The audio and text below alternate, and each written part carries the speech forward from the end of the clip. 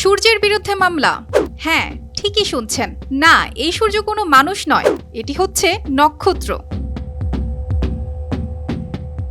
প্রতিদিন নানা অপরাধের কারণে পুলিশ স্টেশন এবং আদালতে অজস্র মামলা মোকদ্দমা হয়, কিন্তু কোনোদিনও কি শুনেছেন কোনো প্রাণী, জড়বস্তু বা গ্রহ নক্ষত্রের বিরুদ্ধে মামলা করতে? এমনই দুঃসাহসী মামলা করতে দেখা গিয়েছে ভারতের মধ্যপ্রদেশ রাজ্যের এক বাসিন্দাকে। শিবপাল সিং নামের এই ব্যক্তি আজব এক মামলা করেছেন রাজ্যের শাজাপুর থানায়। সূর্যের তাপের রোশানলে অতিষ্ঠ হয়ে সূর্যের বিরুদ্ধে মানসিক ও শারীরিক নির্যাতনের অভিযোগ এনে তিনি এই কাণ্ডটি ঘটিয়ে বসেন।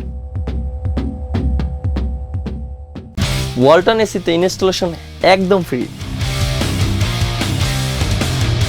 তিনি ভারতীয় দণ্ডবিধির 1973 সালের 154 ধারায় সূর্যের বিরুদ্ধে কঠোর ব্যবস্থা নেওয়ার আর্জিও জানিয়েছেন। এদিকে অদ্ভুতুরে এমন অভিযোগ পেয়ে রীতিমতো চোখ কপালে ওঠার মতো অবস্থা ওই থানার কর্মকর্তাদের।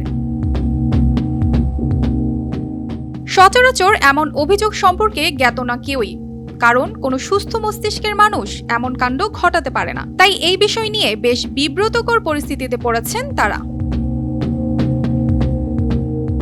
এ ব্যাপারে মধ্যপ্রদেশের শাজাপুর থানার ভারপ্রাপ্ত কর্মকর্তা জানিয়েছেন, শিবপাল সিং নামের এই ব্যক্তি সূর্যের বিরুদ্ধে অভিযোগ দায়ের করেছেন।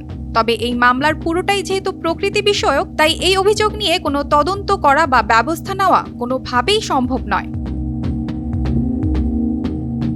তবে এই ঘটনাটি সাম্প্রতিক নয়, বরং 7 বছরের পুরনো। 2016 সালে ওই ব্যক্তি এই মামলা করেন, যা ফেসবুকে নতুন করে প্রচারিত হচ্ছে।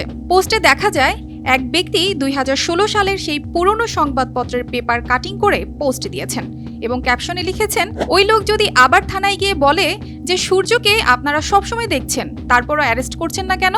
এই পোস্টকে কেন্দ্র করে নেটপাড়ায় পড়েছে হইচই। সেই 2016 সালের এই আলোচিত ঘটনাকেই ইন্টারনেটে সাম্প্রতিক ঘটনা হিসেবে প্রচার করছে একদল নেটিজেন। অর্পিতা জাহান, RTV।